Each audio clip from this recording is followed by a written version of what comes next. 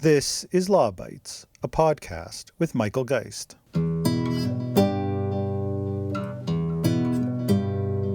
I just was wondering if the CRTC will have the power to regulate algorithms. Again, the concept of discoverability is ensuring that as part of these platforms, Canadian content becomes more visible towards for Canadians, or actually any audience to watch or see. There won't be any requirement, obviously, for users, just like it's the case right now with YouTube. Yes, then they will have the ability to regulate those algorithms. I'm just not sure why I'm not able to get a yes or a no answer. That is not a yes.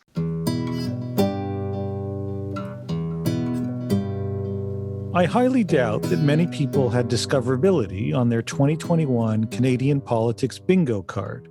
But here we are, weeks into a high-profile debate over Bill C-10, the government's Broadcasting Act reform bill, with the issue of discoverability of Canadian content a policy tug-of-war between supporters that want the CRTC to intervene by mandating the discoverability of Canadian content on sites and services such as YouTube and TikTok, and critics that argue that the approach would raise significant freedom of expression and net neutrality concerns. But what exactly is discoverability, and how would it impact both users and the thousands of Canadian creators that have already found success on digital platforms? Fenwick Mckelvey is a communications professor at Concordia University who has written more about the discoverability and algorithmic media issues than anyone in Canada. He has regularly participated in CRTC hearings and was the co-author of a top study on the issue commissioned by Canadian Heritage. He joins me on the podcast to talk about discoverability, his frustration with its implementation in Bill C-10, and the potential consequences for Canadian creators.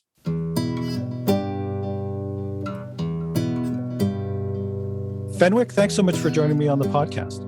Michael, it's really great to be here. Thanks for having me. Yeah, no, I'm really happy that you take time out to come on. You know, you've been someone who has been researching issues related to broadcast platform regulation for many years. And I think it's fair to say that two of your primary focal points, discoverability and independent creators and kind of the role that they play in policymaking, have suddenly become really prominent on the political landscape as attention to Bill C-10 has escalated and some of these issues have even made their way into the House of Commons. Why don't we start with discoverability and the role of algorithms in determining what people encounter on social media and some of the streaming services? Can you give me a bit of a history around discoverability and how significant you think the issue is? Yeah, to me, and it's funny that I never expected, as you might not have expected, discoverability to be so front and center, but it's a term with a long history in Canada. And I think it's important, for people listening to understand where this term comes from. And I think also the nuances and differences in discoverability, because I think one of the things that's been to my frustration is how I've tried to kind of push that concept of discoverability and open it up isn't necessarily how we're thinking of the term being used today. And so if you think way, way back to 2015, the CRTC, when it released its blockbuster decision on kind of Let's Talk TV, which had all kinds of inclusions, that was one of the later attempts to kind of fix this broadcasting issue, it made this mention of this term discoverability. And it said that discoverability is an issue that affects how Canadians might access content, Canadian content, and that increasingly discoverability might be involving algorithms. And so that's what really kind of got me interested in this concept of discoverability. And it was really very much a Canadian term, thinking about it coming from the Canadian Media Fund, about this idea that there was a way that platforms and the internet was changing how audiences engage with and found content. I think that at the root of it, that's what that term is trying to speak to, is this way that we're changing how attention and how engagement and accessing content has happened on the internet. And that led, I think, actually to a really forgotten about but important event in 2016 called the Discoverability Summit, which the CRTC co-organized with the National Film Board. And to me, that was quite exciting because what it did was bring together game creators, video makers, film and television, app creators to talk across platforms about what's the state of, say, cultural production. And so it was really an exciting moment. I was able to participate on a panel specifically about what was the role algorithms might be playing in these discoverability questions. And so the end of that, and through the work with Robert Hunt and I, we spent a lot of time trying to think about what would be a big picture of discoverability, how to think about these questions of interface design, dark patterns, and algorithmic recommendations, and what modest influence they might have and what content people are engaging with. And that was also, I think, motivated at the time by some of the discussions that were happening in Netflix, which, the government long ago was quite supportive and excited about with Melanie Joly. And there was this time where Netflix was really defining and redefining itself, moving from having lots of content to really promoting its own content. And we were kind of concerned that Netflix might be using how it's describing and defining its interface to kind of steer audiences towards its own content. And that's what it's done. It's pretty obvious. But at the time, that was kind of ambivalent. So we were trying to think, well, what's going on? How are these platforms influencing these questions of discoverability? Now, today, that's still an issue, and Spotify, for example, is really promoting podcasts. Podcasts are cheaper because they have lower licensing costs. So you have these questions about how platforms might be making some content more or less prominent. And that fits into this kind of what I would call the big picture discoverability, which I think is still an active concern.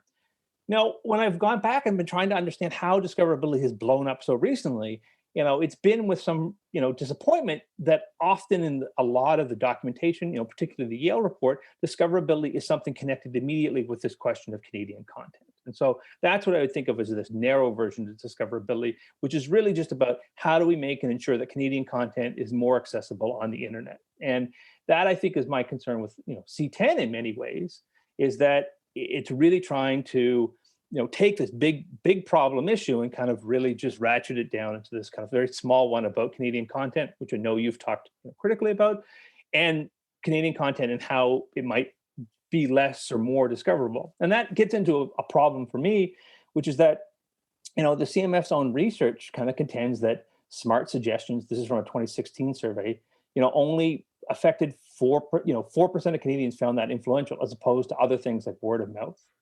And so there's this kind of deeper question now with C-10 that's trying to say that, well, discoverability in this narrow sense is going to fix this question of Canadian content. Well, it was these questions of evidence, whether this is as influential as it would like to be. And then also these questions of how do we expose that? How do we make sure or understand or audit that? And really, as much as we've been talking about discoverability for years, and as someone who's followed the research, we're not that much further along in being able to make claims about, particularly claims that are going to be driving policy, about the influence of discoverability or algorithmic recommendation on customers' choices. Okay, that's super interesting, and it gives the opportunity, I think, to explore a number of different avenues. Let me start with the point you're making about how this has unfolded from a Canadian perspective. If I'm hearing this correctly, it started with really questions focused on the kinds of choices that were being made by those services, and you're saying now, of course, with C-10 has morphed away from that into simply the question of how do we promote a particular kind of content, in this case, Canadian content. We can get into how that might happen, especially in a user-generated content in a few minutes. But there's really been a shift in focus, sort of with an end result in mind, as opposed that's focused on the content as opposed to focus on the platforms themselves. Yeah, and I think that, to me, where I would think about it is that I felt as though when you're talking about discoverability, there's a way that it was comparable to broadcasting. And so say that broadcasting was this crisis of attention, and we were trying to think about how to make that brought under public accountability, and that comparably, some of these questions about discoverability resemble broadcasting. And I think what I've seen in the and what I would emphasize is the ambiguity of the bill. We don't really know what it's going to do at the CRTC. It's making it so that all of these kind of issues are now effectively being downloaded to something which, from what it looks like, is going to be something that's going to fall under the broadcasting file of the CRTC. Okay, that's it's interesting to see that evolution. Tell me, how much do we know about how the algorithmic choices are made right now? I mean, one of the responses that people have raised when you express concern about the CRTC making some of these kinds of choices effectively through this process is that, well, someone's making the choices, and it might be the Netflix or the YouTubes, or as you mentioned, the Spotifys of the world. How much do we know about how those decisions are made? What do we have from an algorithmic transparency perspective right now? Well, that's pretty lacking, and it's lacking, I think, for two reasons. One, it's really hard to compel platforms to disclose how that works. although I would emphasize that TikTok is claiming it's going to open an accountability center where people will be able to come in and look at the source code of the recommender system. So whether that's enough or not depends. And that these systems have also changed over time. So I think that that's one of the also reservations I have, is that it's very hard to know. And I look at a lot of the research on that, and it often is very difficult to account for the influence of recommender system because it's so personalized. What it's trying to do is say, well, for this user, this is the type of content it's recommending. And that's very hard as a researcher to make objective claims because you don't necessarily have that access to everybody's individual YouTube feeds. And so I think that that's one of the big gaps for me in C-10, is that there is a clear harm or concern, but it's how do we get into actually measuring that and advancing these transparency and accountability questions. And I don't necessarily see that in the bill that's actually going to fix that problem, which has been perplexing since well before the Discoverability Summit. Yeah, no, I don't think there is anything specifically in the bill, but certainly one of the points I've been making is, as I read through, say, the Yale report, was the surprising lack of evidence around discoverability. And so I guess I'm hearing from someone who has been focusing on this for far longer than I have, that shouldn't come as a surprise at a certain level, because there just isn't a whole lot of data, or at least evidence suggesting that that points to some of these discoverability issues, especially as they pertain, let's say, to discovering Canadian content. Yeah, that's a perplexing question always, Michael, about how influential is the media. And I feel like journalists often like to ratchet up the influence of the media in their own kind of sense of self-worth. But as communication and media studies scholars, I think we're always trying to say it has a limited effect, in that these influences are slight or nuanced. And that's really hard in a policy context, because people want to say that, this is driving eyeballs here. And it's hard to say that. And that, I think, was some of the nuance that was lost in the Yale report, trying to kind of bring out that debate and tension in the literature about, how influential these systems are. That still doesn't mean they're not that important to discuss, important to pay attention to. It's just that, trying to be a reserved and objective as best I can academic, that doesn't translate sometimes to the hyperbole that's driving these calls for reforms. Okay, now I want to come to C-10 in a moment, and specifically what it's seeking to do with discoverability around, in particular, user-generated content. But before we do that, is there anyone sort of at that higher level, broad perspective on discoverability? Is there any country or jurisdiction that you've seen that is doing it well, that provides us with a model, leaving aside the challenges of implementation around UGC, but more broadly around some of the algorithmic choices? Well, I think that, to me, I look at the EU a lot and what it's doing. And I think that three parts of the EU that I find really interesting is, one, its new directives on bans in certain forms of AI, and particularly banning forms that have trying to manipulate behavior or behavioral consent. And that fits into these questions of dark patterns that people talk about, the ways that it's really hard to opt out of websites that people are trying to raise as a concern about interface design. And I think there's a consumer protection aspect there, and also just trying to demarket ways of algorithms trying to, or AIs trying to get you addicted to dopamine hits and all these things that you hear in the literature. Second part is then it's the Digital Services and Digital Markets Act, which is in the EU, which I think is really interesting, because in thinking about C-10, there is this real question about how marketplaces or platforms like Amazon or Netflix are really convening these new types of markets.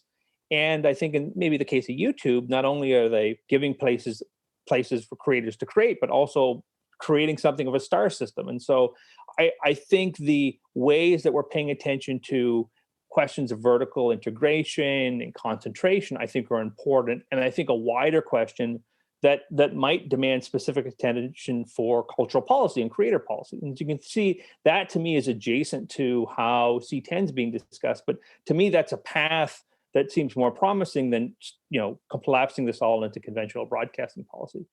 And the third part with the EU is it does have the Audiovisual Services Directive, which talks specifically about prominence criteria, which is trying to be, I think, more direct. And I think my frustration with how discoverability is often talked about is it's a bit of a weasel word at present, where you could talk about what's the quota of the catalog, if you want to be specific. What's the quota of the catalog that needs to be Canadian content, or what are the criteria that there needs to be certain prominence of Canadian content in the on the platform. And so the EU is being direct about that. We can debate whether that's a good idea, but I feel like that clarity is ultimately more helpful than how I've heard discoverability discussed in at least C-10. Yeah. So from clarity to a complete lack of clarity and deep uncertainty, I think, with respect to Bill C-10.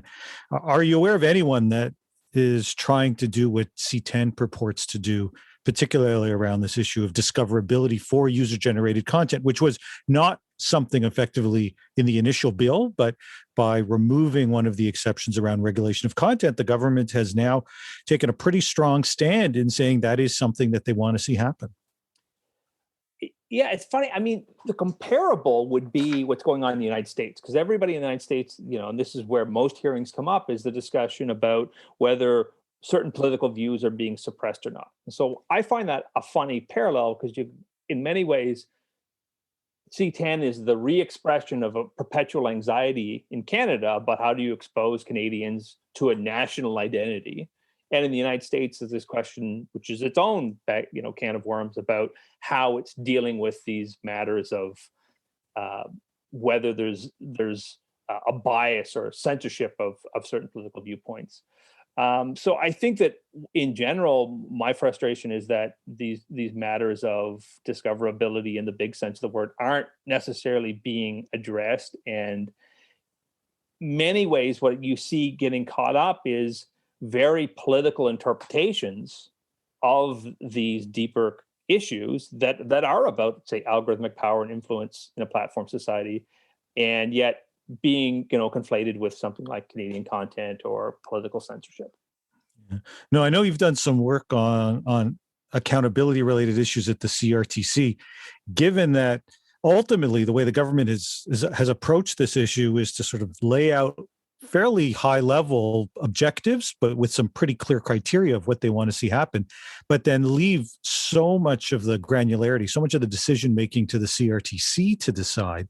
I think that's fueled a lot of the concern and a lot of the uncertainty. Can you reflect a little bit on your own experience getting engaged in that kind of policy process and what it might portend for the effort to deal with these sorts of issues at the CRTC should Bill C-10 become legislation?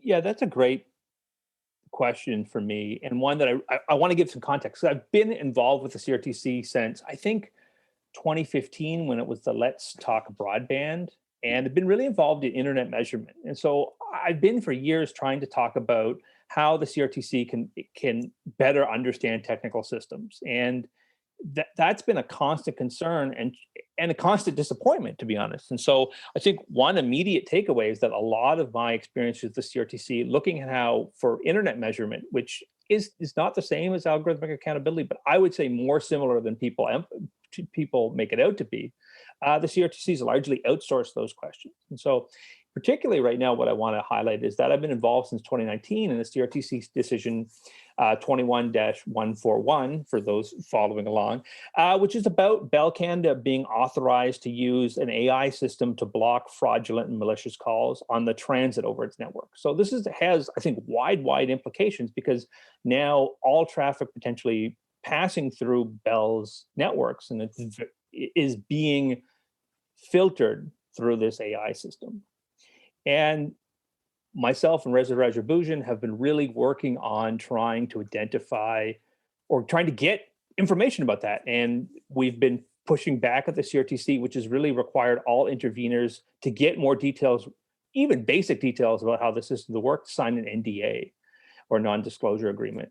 And so I actually think that that's really what looks like the future to me in C-10 of what would happen if the CRTC becomes responsible for, say, algorithmic accountability, is that private platforms would claim this is confidentiality, and that largely it would only be vested parties that would be willing to sign those NDAs. And it would look then a lot like what the Australian News Code is proposing, which is a fairly concentrated news industry brokering relations with a fairly concentrated social media industry, ostensibly through a regulator. And so to me, that's a really adverse outcome. And seeing it play out in the CRTC decision, where we're getting so little transparency about the algorithmic accountability of this AI system, and that we're still waiting whether the CRTC would mandate, say, an algorithmic impact assessment. We're trying to push them for that, but that's been a challenge. It really makes me doubtful that we'll see anything then the CRTC, basically taking this opaque process and making it opaque just in a different way. Yeah. No, I mean, that provides, I think, in some ways, a perfect segue when you start talking about, who will have that kind of access, who's organized enough, in effect, to sign the NDAs and to ensure that their voice is heard and is part of that process. Because, one of the criticisms that has arisen, and you were very early in identifying this as a concern, is that there are a whole series of creators, some of them who are the most active on some of these platforms, whose voices really have not figured prominently, if at all, in the C-10 debate. The Minister Guilbeault is oftentimes very quick to rhyme off lists of established groups that support his bill when he doesn't want to answer a question directly in the House. But noticeably absent have been the online digital creators, the Lily Singhs of the world that have established global followings on platforms like YouTube, TikTok, Twitch, a whole range of different places. To what extent are they taken into account in the bill?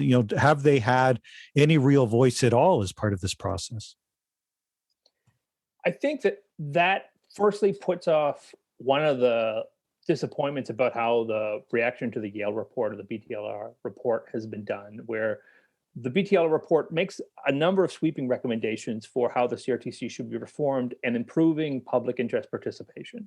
And I think that one of the big gaps that I at least see is that many creators, so when I say creators, I think of my students who are streaming on Twitch, who are trying to make games in app stores, who are trying to access and arguably make money off the internet in all sorts of different ways. This is niche and indie, and how well captured that is in the bill and how well represented, because I think that we're still hoping to see these types of creators better self-organized. And I think that that's something we're starting to see around Spotify, but it's still a gap. And I think it further kind of complicates what is this user-generated content question. This is one of the things I want to kind of push back on, is that often what we see, and I learned this from my colleague Stephanie Duguay, who's talked about LGBTQ influencers who are both being commercial and political, as well as the great work by Robin Kaplan and Tarleton Gillespie, who talk about YouTube star systems, is that there's a real blurring now of user-generated content. What we think about is expressly, speech that is, made of someone's personal opinion. And what's the reality of many people who've grown up online is that they see creating online as a way to make a living and an income. And they do so in really fraught situations where they don't entirely know how their content will be promoted. Demonetization, the fact that they might say the wrong thing and all of a sudden they get cut off from their ad stream. Very loose or changing rules around platforms, basically labor rights for a whole host for a new generation of creators is something which is deeply needed and yet entirely missing from what I think of as C-10. And that's the thing that I want to, and that's what I really would love to see, is like a clarity about that. And I think that there's possible to put into a bill, or at least a way forward where you see that. And that's something which I see quite lacking, is that, for commercial creators, which is a huge swath, that there's better, that there are more presence in the C-10 bill. And that's where I see it being it would have been it's a clear missed opportunity. Yeah, no, we've started, I think, to hear more and more of precisely those kinds of creators speak out. And I think, at least several have noted to me that it's striking that the government emphasizes the need for platforms to pay. Yet the vision is that the payments wouldn't go to those creators who are making a living using the platform. In effect, it's, in certain respects, it's these new digital creators who develop audiences, and then some of the established lobby groups swoop in and they're the ones demanding payment. How would you go about addressing this issue, given, as you've noted, it's not one that's well addressed in the bill at the moment? Well, I think you've really emphasized, I think, what is a big gap is that many of these creators don't feel themselves reflected in the broadcasting system, or in the broadcasting system that's being proposed. And to me, that anxiety, and as an academic, that kind of perpetual anxiety is what I live with. But that anxiety is something which I would love to have seen more felt in C-10, because what is at stake here is asserting that Canadian cultural policy can be meaningful and help a whole generation of creators who've seen largely the absence of that. And that is a big lift. And that's not something that you're going to fix overnight. And I would think that that's what speaks to some of the limitations in C-10, is that responsibility of reasserting cultural policy for an internet age is a huge undertaking, and one that I think in the modest reforms you see the Broadcasting Act, I don't know where that's going to come from. And so, I mean, immediately what we're talking about is ensuring there's stable funding for creators. And you look at the taxation question, I think that that's something where we're looking at how to ensure that creators have access to funds, and reforms to cultural funding institutions, like what's been happening at the Arts Council to try to streamline its programs. That's, to me, interesting. It's not my expertise, but I do think that that's one part of it. And then the part for me then is also about algorithmic accountability, where you're trying to think about potentially what are the ways that optimization decisions, which is something I wanted to kind of emphasize, which is not the algorithm itself, but what type of behavior these algorithms are trying to elicit. What is it optimizing for? Maybe those things can be made at more public. We have methods that might help and teach creators that are trying to navigate this, at least how these automated decision making is being made about them.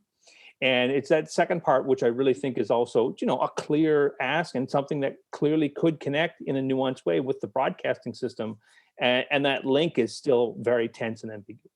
Yeah, no, those are some great ideas. It's, I think, striking that this bill didn't get a whole lot of attention for many, many months, and then suddenly burst into the public consciousness, and for the last month or more has become one of the lead political issues that the government and Ottawa has been grappling with. And yet the kind of discussion that I think you've been raising and sorts of issues that you've been raising still have not come to the fore. It's, in a sense, just political management as opposed to addressing a forward-looking policy. Well, and there is talk of an online harms bill, and there's talk of what is also a whole can of worms, which is C-11, and what that'll mean for automated decision-making, reforms to PIPEDA. And I mean, I have reservations to what's being done there as well. And yet, when I look at the idea that there will be a renewal of cultural policy and that it's C-10, yeah, it seems pretty lacking. And the other part, which I also say, is that, as a parent with young kids during a pandemic, it's very hard to pay attention and to kind of do this service work, is that there was also a whole discussion about what the future of the CBC would do in its renewal at the CRTC.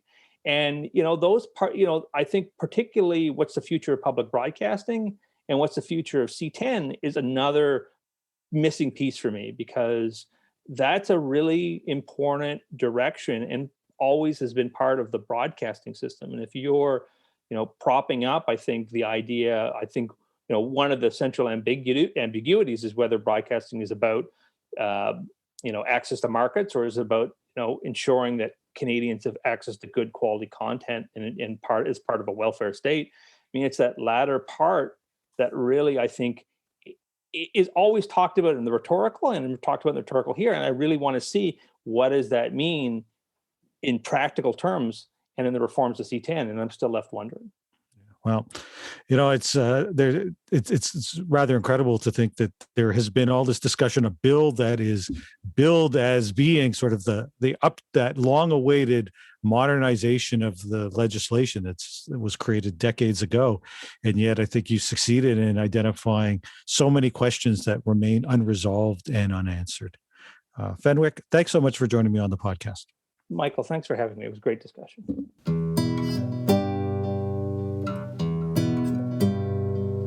That's the Law Bites podcast for this week. If you have comments, suggestions, or other feedback, write to lawbites@pobox.com. Follow the podcast on Twitter @LawBitesPod or Michael Geist @mgeist. You can download the latest episodes from my website at michaelgeist.ca or subscribe via RSS at Apple Podcast, Google, or Spotify. The Law Bites podcast is produced by Gerardo Lebron Laboy. Music by the Laboy brothers, Gerardo and Jose Lebron Laboy. Credit information for the clips featured in this podcast can be found in the show notes for this episode at michaelgeist.ca. I'm Michael Geist. Thanks for listening, and see you next time.